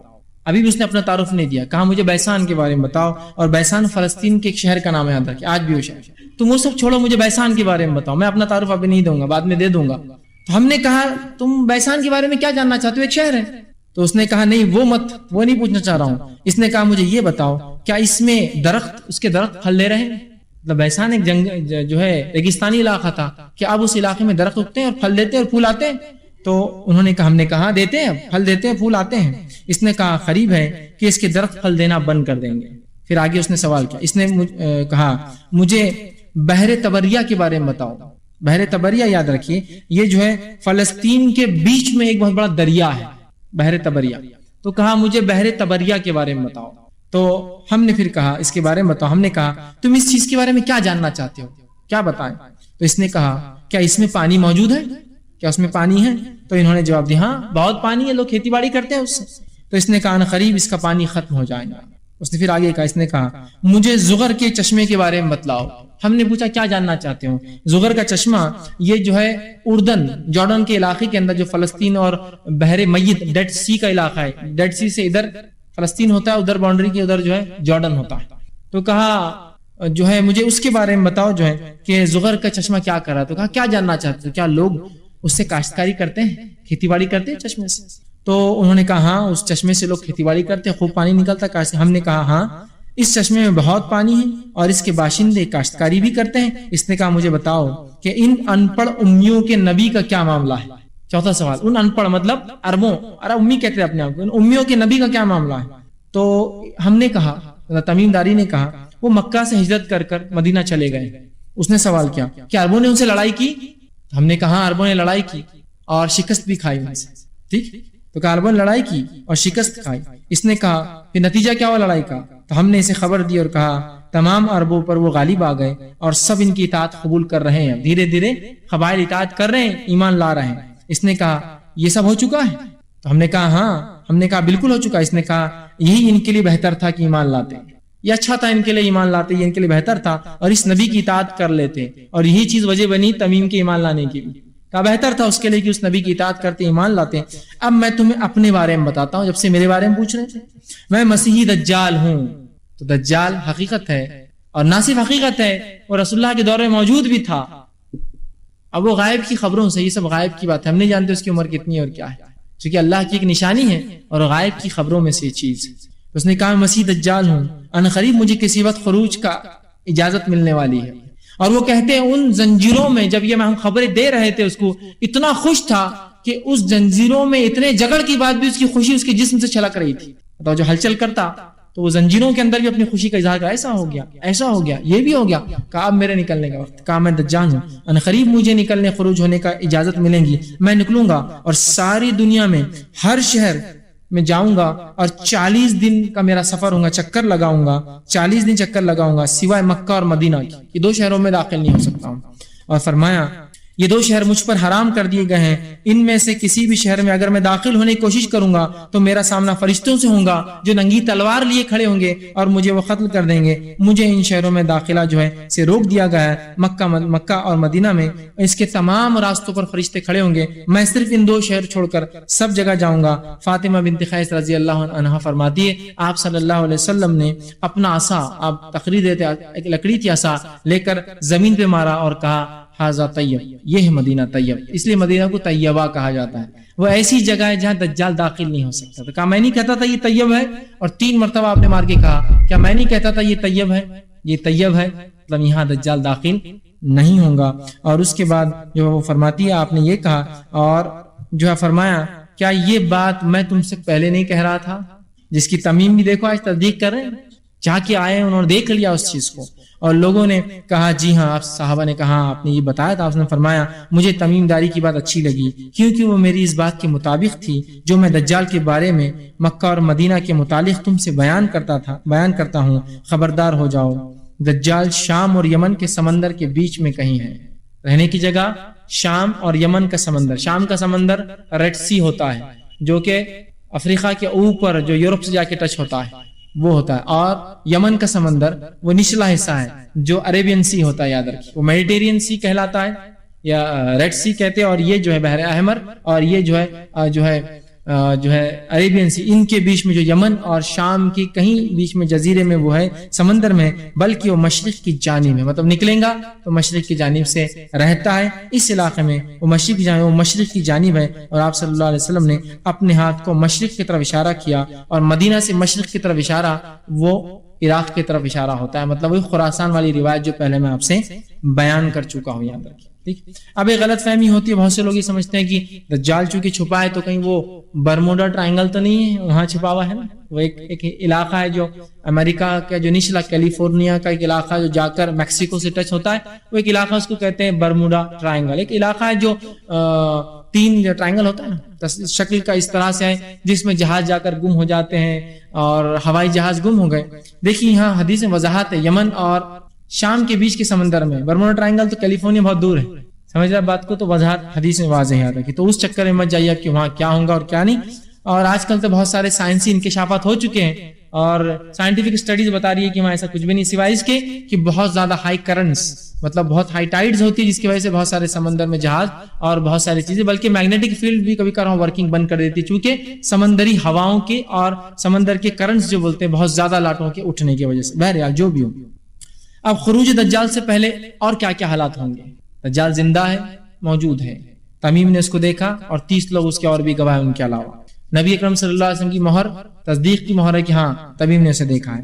اب جب دجال نکلیں گا تب اس وقت کیا حالت ہوں گی؟ صحیح مسلم کی روایت ہے، آپ صلی اللہ علیہ وسلم نے فرمایا کہ جب دجال نکلیں گا عرب جو ہے بہت کم تعداد میں ہوں گے، بہت کم، اور حدیث یوں ہے لوگ دجال سے ڈر کر پہاڑوں کی طرف بھاگ جائیں گے، آپ نے فرمایا۔ تو ام شریک رضی اللہ عنہا جو حدیث کی راوی وہ کہتی ہے کہ آپ صلی اللہ علیہ وسلم عرب کہاں ہوں گے؟ آپ کہہ رہے کہ لوگ دجال سے ڈر کے پہاڑوں پہ بھاگ جائیں گے، تو عرب کہاں ہوں گے؟ تو کہ عرب بہت کم تعداد میں ہوں گے، مطلب بہت سارے اس وقت شہید ہو جائیں گے، مارے جائیں گے یا موجود نہیں ہوں گے، بہت کم تعداد میں ہوں گے۔ ٹھیک ہے، اسی طرح دجال کے نکلنے سے پہلے مسلمان قسطنطنیہ کو فتح کریں گے، کانسٹینٹینوپل یاد رکھیں، قسطنطنیہ اس کو فتح کریں گے اور وہاں لڑائی ہوگی۔ معاذ بن جبل رضی اللہ عنہ حدیث کے راوی، مسند احمد کی حدیث ہے، آپ نے فرمایا بیت المقدس کی آبادی دراصل مدینے کی بربادی ہے۔ اس کے بعد فرماتے ہیں مدینے کی بربادی ہوئی تو ایک عظیم مورکہ شروع ہو جائے گا، وہ مورکہ شروع ہوا تو قسطنطنیہ فتح ہو جائے گا، اور جب قسطنطنیہ فتح ہو جائے گا پھر جلد ہی دجال ظاہر ہو جائے گا۔ تو قسطنطنیہ کی فتح ہوں گی، عربوں کی تعداد کم ہوں گی دجال کے ظاہر ہونے سے پہلے۔ اسی طرح فتوحات ہوں گی، مسلمان بہت سی وکٹریز ان کو ملیں گی دجال کے نکلنے سے پہلے۔ صحیح مسلم کی روایت ہے، آپ صلی اللہ علیہ وسلم فرماتے ہیں، حضرت نافع بن عتبہ رضی اللہ عنہ حدیث کے راوی کہتے ہیں ہم لوگ ایک دفعہ رسول اللہ صلی اللہ علیہ وسلم کے ساتھ جہاد کے سفر میں نکلے، نبی کریم صلی اللہ علیہ وسلم کے پاس جو مغرب کی جانب سے ایک قوم آئی اور ان کے بدن پر اونی کپڑے تھے، اونی کپڑے سمجھتے ہیں، مطلب ایسے کپڑے جو سردی سے بچنے کے لیے پہنتے ہیں۔ ان سے ملاقات اللہ کے رسول صلی اللہ علیہ وسلم نے ایک ٹیلے پر کی اور وہ کھڑے تھے اور اللہ کے رسول صلی اللہ علیہ وسلم بیٹھے تھے، وہ کھڑے رہ کر بات کر رہے تھے، آپ صلی اللہ علیہ وسلم تشریف فرما تھے۔ مجھے خیال آیا کہ میں جا کے اللہ کے رسول کے پاس کیوں نہ بیٹھوں، دشمن کے آدمی تو نہیں، اللہ کے رسول قتل نہ کر دے، حملہ نہ کر دے، اس خیال سے میں گیا، لیکن ڈر بھی لگ رہا تھا کہ آپ سب ناراض نہ ہو جائے، کچھ سیکرٹ بات چل رہی ہوں گی، پرائیویٹ ٹاک ہوں گی۔ پھر بھی میں نے اللہ کے رسول کی جان کی سوچ کر جا کے دونوں کے بیچ میں بیٹھ گیا، اللہ کے رسول نیچے بیٹھے، وہ کھڑے تھے اور میں بیچ میں آ کے بیٹھ گیا تاکہ حفاظت کریں، اور اللہ کے رسول صلی اللہ علیہ وسلم کے درمیان کھڑے ہونا چاہیے۔ اور وہ کہتے ہیں کہ اللہ کے رسول ہم کو دھوکے سے قتل نہ کر دے۔ پھر میں نے کہا شاید اللہ کے رسول ان سے کوئی خفیہ بات چیت کر رہے، بہرحال میں آیا اور ان کے بیچ درمیان کھڑا ہو گیا۔ میں نے آپ سے ان سے 4 باتیں سیکھی جنہیں میں انگلیوں پر گن سکتا ہوں، جو آپ سے ان کو فرما رہے تھے، ان لوگوں سے کہہ رہے تھے۔ آپ نے فرمایا تم جزیرے عرب میں جنگ کرو گے تو اللہ تعالیٰ اسے فتح کر دے گا، پھر فرمایا پھر تم ایران پر حملہ کرو گے، اللہ تعالیٰ اسے فتح کر دے گا، پھر تم روم پر حملہ کرو گے، اللہ تعالیٰ تمہیں اسے فتح کر دے گا، پھر دجال پر حملہ کرو گے، اللہ تعالیٰ تمہیں اس معاملے میں بھی فتح یاب دے گا اور کامیاب کر دے گا۔ ٹھیک، تو یہ حالات ہوں گے دجال کے نکلنے سے پہلے۔ اسی طرح دجال کے نکلنے سے پہلے 3 ایسے سال گزریں گے، 3 ایسے سال ہوں گے جس کے تعلق سے آتا ہے کہ بہت سخت سال ہوں گے۔ اس سے پہلے ایک وضاحت بہرحال جو میں نے کہی تھی کہ ایک روایت میں دجال کم خط کا ہے، خوب چوڑا ہے، دوسرے اس میں تھا بہت لہیم شہیم آدمی ہے۔ حدیث میں ایک الفاظ آتے ہیں کہ دجال جب غصے میں آئیں گا تو وہ بڑا ہو جائیں گا، واللہ عالم کس طرح سے، چونکہ غائب کا معاملہ ہم نہیں جانتے، مطلب وہ بڑا ہو جائیں گا۔ ہوتا ہے نا انسان غصے میں آئے تو کس طرح سے ہو جاتا ہے، ایک آدمی ہے ایک دم بیٹھا ہوا ہے، اپنی حیت بالکل دبلا پتلا، لیکن جب غصہ آئے تو آپ دیکھیے وہ بڑا دکھنے لگ جاتا ہے آپ کا، نا کھڑا ہو جاتا ہے، جوش میں ہاتھ نکال دیا، نسیں پھول گئی، اس کی پوری گردن موٹی ہو گئی ہے نا، پورا غصے سے بڑا ہو جاتا ہے۔ تو وہ غصے اور خوشی کے حالت میں بڑا ہوں گا، اور شیطان حالت میں چھوٹا رہیں گا. بہرحال چونکہ غائب کا معاملہ پھر بھی جو بات تطبیق تھی دونوں کے بیچ میں یہ ہو سکتی ہے. اسی طرح جو ہے بارش نہ ہوگی. اب آپ کہیں گے 7 8 یا 9 سال امام مہدی جب آئیں گے تو سب سے اچھے دن ہوں گے. اب یہاں یہ روایت ہے کہ دجال کے آنے سے بارش، جبکہ امام مہدی زندہ ہے وہاں، یہ کیسے ہوگا؟ ہو سکتا ہے جو آپ کے ہاتھ تو ایمان لا جو مسلم سلطنت ہو وہاں خوشحالی ہوں گی، لیکن ابھی بھی آبادیاں باقی ہوں گی جہاں بدحالی ہوں گی. پاسبلٹی، ہر پاسبلٹی صحیح. چونکہ یہ سب غائب کی باتیں ہیں، کڑی کچھ جوڑنا ممکن نہیں ہوتا ہے. علماء کچھ تطبیق کرتے ہیں، ملانے کی کوشش کرتے ہیں، لیکن پھر آخر میں کہنا پڑتا ہے واللہ عالم بالصواب، اللہ ہی بہتر جانتا ہے کیا ایسا، لیکن ہوگا. تو آپ سے فرمایا، ابن ماجہ کی روایت ہے، ابو امامہ باہلی رضی اللہ عنہ حدیث کے راوی وہ کہتے ہیں آپ صلی اللہ علیہ وسلم فرمایا دجال کے آنے سے پہلے 3 سخت سال گزریں گے. پہلا سال، لوگ ان سالوں میں شدید بھوک اور پیاس میں رہیں گے، مبتلا ہوں گے. پہلے برس اللہ تعالیٰ آسمان کو حکم دیں گا کہ وہ اپنی 1/3 بارش روک دے، زمین کو حکم دیں گا 1/3 اناج روک دے. آسمان سے 1/3 بارش کم، زمین سے 1/3 پیداوار کم. دوسرے سال اللہ آسمان کو حکم دے گا 2/3 بارش روک لے، زمین کو حکم دے گا 2/3 پیداوار روک دے. سیکنڈ ایئر 2/3 آسمان سے بارش کم، 2/3 جو ہے زمین سے پیداوار کم. تیسرے سال اللہ حکم دے گا زمین آسمان کو کہ 1/3 بھی نہیں، کچھ بارش نہ برسائے، حتیٰ کہ آپ سے فرماتے ایک قطرہ بھی پانی نہیں کریں گا. اور اس کے بعد فرمایا زمین کو حکم دے گا کچھ نہ ہوگا، اور اس سال کچھ بھی نہ اگے گا. آپ صلی اللہ علیہ وسلم فرماتے ہر شے مر جائیں گی، گائے بھینس بکریاں جانور سب مر جائیں گے سوائے اس کے جس کو اللہ زندہ رکھنا چاہے. بہت سخت 3 سال گزریں گے جب دجال آئیں گا. ٹھیک اسی طرح دجال جب آئیں گا تو فتنوں کی کثرت ہوں گی، یاد رکھیے. بہت فتنے ہوں گے دنیا میں، اتنے فتنے کہ جس کی کوئی انتہا نہیں، یاد رکھیے. تو بہت با کثرت جو ہے فتنے ہوں گے، اور اس کے بعد جو ہے دجال اس وقت نکلیں گا. اب جو ہے دجال جو ہے کیسے ظاہر ہوں گا، کہاں ہوں گا دیکھ لیا ہم نے، اس سے پہلے کے حالات دیکھ لیا. اب کیسے ظاہر ہوں گا؟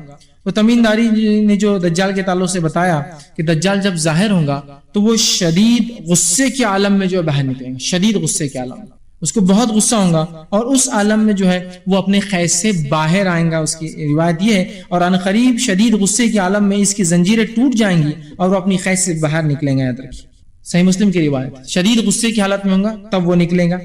اب اس کے خروج کا سبب کیا ہوگا، کیوں وہ نکلیں گا؟ یاد رکھیے تو دجال صرف اس وقت اپنی قید سے نکل پائیں گا جب اسے شدید غصہ آئے گا، اور یہ شدید غصہ ہی اس کے نکلنے کا سبب بنے گا. اب زمین پر اس کی رفتار کیا ہوگی اور کتنے دن رہیں گا؟ اس کے تعلق سے یاد ہے کہ صحیح مسلم کی حدیث ہے، آپ صلی اللہ علیہ وسلم فرمایا یہ زمین پر بادل کو جس طرح سے تیز ہوائیں لے کر چلتی اتنی رفتار سے چلیں گا.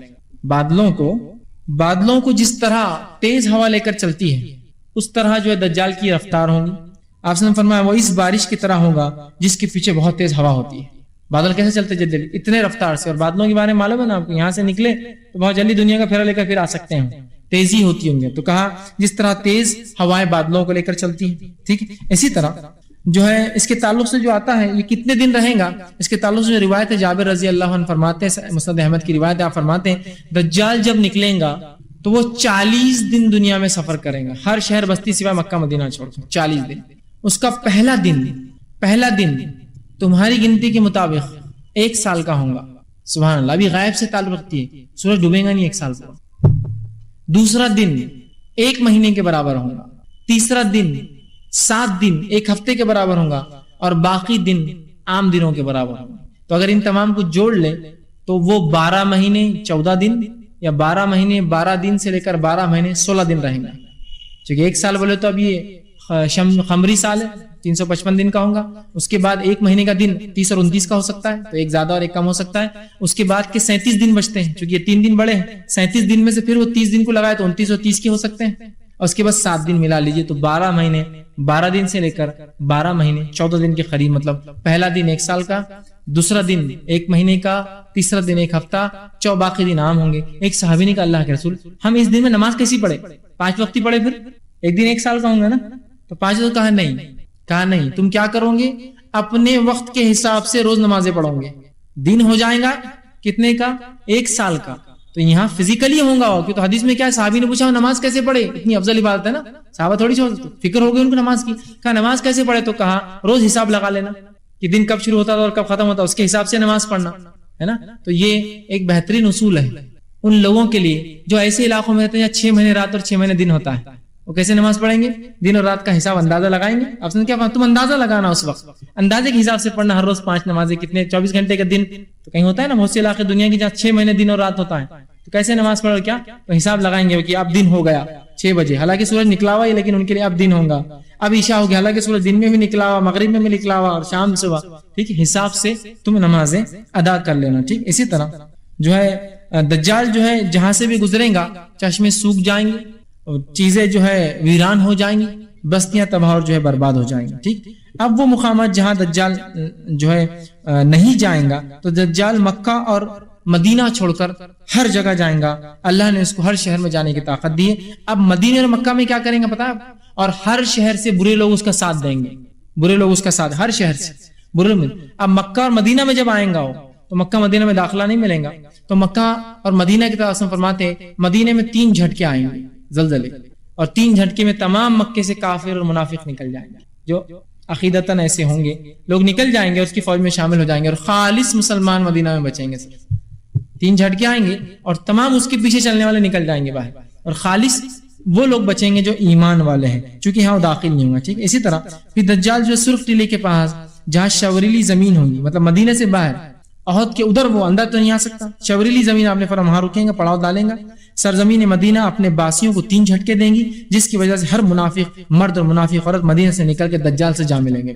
مطلب وہ پاک کرنے کے لیے جھٹکے آئیں گے، برے لوگ نکل کر، جیسا آپ سوپ میں لے کر اناج اور پتھر کو الگ کرتے ہیں نا، پھٹکتے ہیں تو پتھر الگ ہوتے ہیں اناج الگ ہوتے ہیں، اس طرح سے جھٹکا دیں گی، برے لوگ نکل جائیں گے، اچھے لوگ وہاں جو ہے جمع ہو جائیں گے، سنن ابن ماجہ کے۔ اسی طرح دجال کے فتنے کیا ہوں گے، دجال کے فتنے اور اس کے پیروکاروں میں یاد رکھیے کون ہوگا، انشاءاللہ آگے اور آ رہا ہے، اس کے فتنے کیا ہوں گے۔ اس کے تعلق سے جو روایتیں آتی ہیں وہ یہ ہے کہ دجال جو ہے اس کے فتنوں میں یہ ہوگا کہ اس کے پاس آگ اور پانی ہوگا، دجال کے پاس کیا ہوگا، آگ اور پانی، اور صحیح مسلم کی روایت ہے آپ نے فرمایا اس کے ساتھ جنت اور آگ بھی ہوگی، مطلب وہ جنت اور جہنم ہاتھ میں لے کر چلیں گا، یا 2 دریا ہاتھ میں لے کے چلیں گا ایک روایت میں، یا 2 چیزیں ہاتھ میں لے جائیں گا، ایک آگ اور ایک پانی ہوں گی، لیکن آپ نے فرمایا یاد رکھنا اس کی آگ میں داخل ہو جانا وہ تمہارے لیے پانی ہے، اس کے پانی میں داخل نہ ہونا وہ تمہارے لیے آگ ہے، اس کی جنت میں داخل نہ ہونا جو بتائیں گا وہ تمہارے لیے جہنم ہے، اس کی جہنم میں کود جانا وقت پڑے چاہے تمہیں ڈر کیوں نہ لگے، اس لیے کہ وہ تمہارے لیے جنت ہے، وہ آپ کو صحیح کو غلط،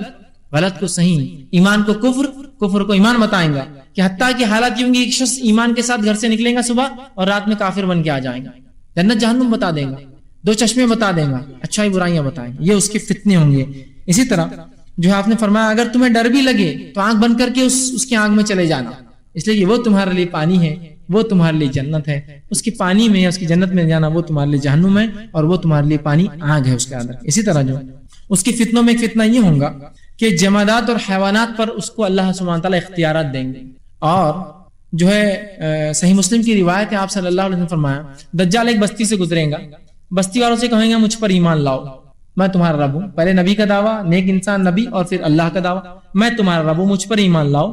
بستی والے کہیں گے ہم تجھ پر ایمان نہیں لاتے، تو وہ آسمان کو حکم دیں گا بارش بند کر دو، آسمان بارش برسانا بند کر دیں گے، وہ حکم دیں گا زمین کو اناج نہ اگاؤ، زمین اناج اگانا بند کر دیں گے، جانور مویشی مر جائیں گے، سمجھ رہے ہیں بات کو۔ اور جب کسی بستی کے پاس جائیں کہیں گا مجھ پر ایمان لاؤ، بستی والے کہیں گے ہم تجھ پر ایمان لاتے ہیں، تو آسمان کو حکم دیں گا بارش برساؤ، آسمان بارش برسائیں گا، وہ حکم دیں گا جانوروں کو، تو جانور جو ہے روز چرنے جائیں گے اور ان کے تھن دودھ سے لبریز بھر کر آ جائیں گے، وہ جب جائیں گا اور جو قوم اس پر ایمان نہ لائیں گے ان کو برباد کر دیں گا، سوکھا لا دیں گا، اور جس قوم کے پاس سے گزریں گا اور وہ اس پر ایمان لائیں گی زمین کو حکم دیں گا اور زمین تمام اپنے خزانے نکال کے رکھ دیں گی، حتیٰ کہ رسول نے فرمایا جیسے شہد کی مکھیاں بھن بھن کرتی ہے نا ایسے زمین سے خزانے نکل کر آئیں گے، سونا چاندی اس کے الگ الگ چیزیں زمین میں اللہ نے رکھی، حکم دیں گا جمع ہو جائیں۔ یہ اللہ کی طرف سے چونکہ ایک فتنہ اور آزمائش یاد ہے۔ یہاں تو معاملہ یہ ہے امت مسلمہ کا اور ہمارا کہ اگر کوئی ہم کو ذرہ برابر بات بتا دے تو اپنا عقیدہ ایمان سب بیچنے کو تیار ہے، اسی لیے دجال سے ڈرایا جا رہا ہے۔ یہ تو اتنا بڑا شعبدے باز کہ آپ اور ہم تو چھوٹے چھوٹے شعبدے بازوں کی بہکاوے میں آ جاتے ہیں، فلاں بابا فلاں کر دیتے ہیں، وہ اولاد دینے پر صادر ہے، یہ فلاں بتا دیتے ہیں، انہوں نے تقدیر کی حالت بتائی، یہ کل کیا ہوگا بتاتے ہیں، وہ جتا سکتے ہیں، یہ ہرا سکتے ہیں، یہ کامیابی دے سکتے ہیں، جن کا عقیدہ ایسا ہوگا تو یہ تو جنت جہنم بتا رہا ہے آپ کو، آتم پھر تو کیا ہے۔ یہاں کوئی صرف اتنا بول دے کہ آپ کا فلاں ہے تو آپ اتنے پہنچے ہوئے، انہوں نے فلاں بتا دیا، یہ شعبدے باز ہے، یہ شیطان کا دوست ہے، سمجھیے اس چیز کو، اپنے عقیدے کو مضبوط کیجئے، ورنہ دجال کی فتنے تو بہت ہی خطرناک ہوں گے، یاد رکھیے۔ یہ تو شعبدے بازوں سے بڑھ کر ہے، یہ شعبدے باز بھی یہ نہیں کر سکتے جو یہ کرنے والا، آسمان کو دیا بارش برس رہی ہے، معمولی بات ہے۔ یہاں تو کوئی آدمی تھوڑا سا بول دے فلاں کہانت کر دے، کہانت سمجھتے ہیں، آپ کا پچھلا اور اگلا بتانے کا دعویٰ کر دے تو آپ اس کی قائل ہو جاتے ہیں. یہ آسمان وغیرہ بارش برسا تو آپ کہیں گے اس سے بڑا تو کوئی واقعی میں رب ہے، اس لیے کہ آسمان سے بارش برسا رہا ہے. سمجھ رہے ہیں بات؟ تو خزانے نکال کر رکھ دیں گے. ٹھیک ہے. اور جو ایمان نہ لائیں گے ان کو برباد تباہ. اسی طرح اس کا ایک اور فتنہ یہ ہوگا کہ دجال لوگوں کے پاس جائیں گا اور کہیں گا کیا تم مجھ کو اپنا رب مانتے ہو؟ وہ کہیں گے نہیں. تو کہیں گے کیا تمہارے مرے ہوئے ماں باپ کو لا کر تمہارے سامنے کھڑا کر دوں تو مانو گے؟ کہیں ہاں پھر تو مان لیں گے. وہ حکم دیں گا اور اس کے ماں باپ آ جائیں گے لوگوں کے سامنے، ان سے بات چیت کریں گے. لوگ کہیں گے اور وہ آ کر کہیں گے بیٹے اس پر ایمان لا لو، یہ سچ بولتا ہے، یہ تمہارا رب ہے. اور اس کے بعد وہ حکم دیں گا، پھر مر جائیں گے. اندازہ لگائیے کیسی شبد بازیاں اس کی، کیسے کیسے اختیارات اللہ نے دے دیا. زندے کو مردے کو اٹھائیں گے، بات کرنے لگائیں گے اور وہ مردے بولیں گے ہاں اس پر ایمان لا لو، یہ حق ہے. انداز اس لیے افسم فرمایا یہ جان لو اس سے پہلے تمام نبیوں ڈرا، لیکن میں تمہیں ایک بات بتاتا ہوں، تمہارا رب کانا نہیں، یاد رکھنا تمہارا رب کانا نہیں. یہ صفت بتا رہی اللہ کی، رب کو پہچانو، اپنے اس کی صفتوں کو پہچانو، ورنہ ایسے شعبدے باز تمہارے عقیدے اور اعمال نہ برباد کر دیں. تو اس طرح کی فتنے. اسی طرح ایک اور فتنہ یہ ہوگا کہ وہ ایک نوجوان کو بلائیں گا اور کہیں گا کیا میں تمہارا رب ہوں؟ اور نوجوان کہیں گا نہیں اللہ میرا رب ہے. کہیں گا اچھا تو مجھے چھوڑ کے اللہ کو رب مانتے ہو؟ وہ ایک تلوار لیں گا اور 2 حصوں میں اس کو کاٹ دیں گا. جب وہ کٹ جائیں گا تو لوگوں سے کہیں گا مجھ پر ایمان نہ لانے کا نتیجہ دیکھا، لیکن پھر بھی میں تم کو بتاتا ہوں کہ میں رب ہوں. وہ حکم دے گا اور نوجوان پھر جڑ جائیں گا. اس کو تم کو بتانے کے لیے کہ میں تمہارا رب ہوں، اس کو تو کاٹ دیں گا. کہیں گا اٹھ جا، وہ نوجوان اٹھ جائیں گا. اس کے بعد کہیں گا اب مانتا ہے میں تیرا رب ہوں؟ تو نوجوان چونکہ کتاب و سنت کا متبع ہو کہیں گا اب تو مجھے پورا یقین آ گیا تو ہی دجال ہے. اب یقین آ گیا، اس لیے کہ رسول اللہ نے فرما دیا تھا، وہ یہ حدیث پڑھ چکا ہوں گا کہ تو ایسا کریں گا تو کہیں گا اب تو مجھے پورا یقین ہے تو ہی دجال ہے. اس کے بعد دجال سے قتل کر دیں گے، حقیقی قتل. پہلی شبدے بازی ہوں گی اس کی 2 ٹکڑوں میں کرنا، بعد میں حقیقی مار دیں گا اس کو. ایک روایت میں آتا جب وہ حقیقی اس کو مارنے لگیں گا اللہ اس نوجوان کی گردن کو تانبے کی بنا دیں گے، وہ اس کو مار نہیں سکیں گے. بہرحال اور پھر ایک روایت نے فرمایا وہ مر جائیں گا اور یہ امت کا سب سے بہترین شہید ہوگا. اس لیے کہ جو لوگ اس کو دیکھ رہے تھے کہ اب یہ ایمان لاتا ہے کیا، ان کے سامنے گواہی دیں گا اللہ کے رسول نے پہلے ہی بتا دیا تھا مجھے، اور مجھے تو اب اور زیادہ یقین ہے پہلے سے بھی کہ تو ہی دجال ہے. تو شریعت کا علم حاصل کرنا بہت ضروری ہے، تبھی اس کا انکار کر سکتے ورنہ پھنس جائیں گے. آپ دیکھیں کوئی آدمی کاٹ دے 2 ٹکڑے میں اور زندہ کر دے، اور کیا مردہ ماں باپ کو لا کے کھڑے کر دے، آسمانوں سے بارش برسا دے، جانوروں تھن سے دودھ دے رہے ہیں، زمین سے مال دولت نکال دے، کیا اس کو کریں گے؟ تو یہ اس کی شعبدے بازیاں ہوں گی. اسی طرح دجال کے تعلق سے غلط عقیدہ جو ہوتا ہے، اس کے پاس روٹیوں کے پہاڑ ہوں گے، سالن کی ندیاں ہوں گی، اور پتہ نہیں ایسے کچھ ہوتے ہیں. بہت سے لوگ اس طرح واقعہ بولتے ہیں. آپ صلی اللہ علیہ وسلم کے زمانے میں بھی صحابہ ایک صحابی کسی نے ایسی بول دیا، وہ آئے اور کہا اللہ کے رسول، اور کہا کہ دجال کے بارے میں اللہ کے رسول صلی اللہ علیہ وسلم سے جتنا میں نے پوچھا کسی اور نے نہیں پوچھا. میں نے کہا جو ہے دجال کے تعلق سے آپ نے پوچھا اور کہا کہ لوگ کہتے ہیں کہ وہ جو ہے اس کے ساتھ پانی کی نہریں ہوں گی اور روٹیوں کے پہاڑ ہوں گے، اور جس کو چاہیں گا روٹیاں دیں گا، جس کو چاہیں گا پانی دیں گا. آپ نے کہا ایسا نہیں ہے، وہ اللہ کے نزدیک اس سے کہیں زیادہ بے وقت ہے. مطلب یہ کوئی بات نہیں بیٹا، وہ اس سے زیادہ اللہ اس سے آزمائیں گا، لیکن ایسی کوئی حقیقت نہیں اس کے پاس ہوگا بول کر. ٹھیک. اسی طرح جو ہے دجال کے پیروکار کون ہوں گے، اس کے سپورٹرز، اس کے فوج کے ساتھی، اس کو کون وہ کریں گا. تو آپ نے اس کے تعلق سے بڑی وضاحت کی. انس بن مالک رضی اللہ عنہ حدیث کے راوی آپ نے فرمایا اور کہا اصفہان سمجھتے ہیں آپ؟ یہ بھی ایران کا ایک شہر ہے اصفہان کے 70,000 یہودی جو جبہ پوش ہوں گے، ایک ان کی خاص شناخت ہوں گی، جبہ پوش یہودی دجال کے پیروکار بن جائیں گے. مطلب وہ اس کے انتظار میں ہوں گے. جب وہ آئیں گا ان کی تعداد 70,000 ہوں گی، 70,000، اور وہ سب سے پہلے اس کے فوج کے ممبرس ہوں گے. اس کے بعد تو ہر شہر سے وہ لیتے ہوئے چل رہا ہے فوج بنا رہا، لیکن یہ فرسٹ جو ہے 70,000 اس کے لیے ہوں گے جو انتظار اس کا کریں گے اور وہ کریں گے. اور یہودیوں میں ایک عقیدہ بھی ہے، وہ ایک عقیدہ رکھتے ہیں کہ مسیح آئیں گا ان کے پاس جو ان کے ساتھ مل کر غیر یہودیوں کو قتل کریں گا. جیسے ہم کہتے ہیں عیسیٰ علیہ السلام آئیں گے اور غیر مسلموں کے ساتھ کریں گے، ویسے عیسائی کہتے ہیں عیسیٰ علیہ السلام آئیں گے اور غیر عیسائیوں کے ساتھ کریں گے. بہرحال بہرحال شیعہ کہتے ہیں کہ شیعوں کا امام آئیں گا، لیکن حقیقی بات یہ ہے کہ یہ معاملہ مسلمانوں کے لیے صرف. ٹھیک ہے. تو یہاں جو ہے اصفہان میں وہ آئیں گا اور یہودی اس کا انتظار کریں گے. 70,000 یہودی اس کے پیروکار بن جائیں گے، اس لیے کہ انہوں نے عیسیٰ علیہ السلام کا یہودی نے انکار کیا. تو ان کی کتاب کے مطابق ابھی ایک باقی آنا، اور وہ دجال کو وہ سمجھ رہے ہیں کہ یہ وہ ہے جو آنے والا اللہ کی طرف سے. عیسیٰ علیہ السلام کا انکار کر دیا اور جو ہے اس کو مان لیں گے وہ غلطی سے. اسی طرح جو ہے اس کے سپورٹرز کے تعلق سے جو آتا ہے وہ یہ ہے کہ کفار اور منافقین اس کی فوج میں داخل ہو جائیں گے. کافر کفار منافقین اس کی فوج میں داخل ہو جائیں گے. اسی طرح جاہل اور گوار دیاتی لوگ اس کی فوج میں شامل ہو جائیں گے. مطلب جس کو علم نہیں ہوگا یہ آسانی سے شبد بازیاں کریں گا اور ان کے والدین مرے ہوئے لوگوں سے بات کرائیں گا. اسی طرح جو ہے زمین کو آسمان کو حکم دیں گا بارش کا, زمین کو خزانے نکالنے کا, یہ دیکھ کر وہ جاہل لوگ اس کی فوج میں شامل ہو جائیں گے. اسی طرح آپ صلی اللہ علیہ وسلم فرمایا سب سے کثیر تعداد میں دجال کے فوج میں جو لوگ ہوں گے وہ عورتیں ہوں گی, اس لیے کہ عورتیں شریعت کا علم بہت کم حاصل کرتی ہیں سب سے زیادہ. حتیٰ کہ آپ صلی اللہ علیہ وسلم فرماتے ہیں, حدیث کے الفاظ سنیے, ایسے مسند احمد کی روایت ہے, دجال اس شوردار زمین میں کے مقام پر اترے گا, اس کے طرف نکلنے والوں کی کثرت عورتوں پر مشتمل ہوں گی, حتیٰ کہ آدمی اپنی قریبی رشتہ دار ماں, بیٹی, بہن, پھوپھی کو گھر میں بند کر کے جائیں گے اس خوف سے کہ میں گھر سے نکلوں اور یہ دجال کے ساتھ شامل نہ ہو جاؤں. اتنا وہ ان کو وہ کر لیں گا. اور ویسے بھی ہم دیکھ رہے ہیں عورتیں اپنا عقیدے پہ کہاں محنت کرتی ہیں. عقیدے پہ محنت نہ ہو اور کوئی آدمی آپ کو مردار ماں باپ سے ملا دے, نوجوان کو کاٹ کے زندہ کر دے, جنت اور جہنم بتا دے, زمین سے خزانے نکال دے, پھر تو کیا ہے. یہاں تو چھوٹے موٹے اس پر ہم وارے نیارے ہو جا رہے ہیں نا. اور وہ مسلمانوں کی تقدیر کون کون بتاتا ہے, بتانے کی ضرورت نہیں مجھے. کوئی آدمی آ گیا آپ کا ہاتھ پکڑ کے بتا رہا ہے لکھنؤ سے آپ کی تقدیر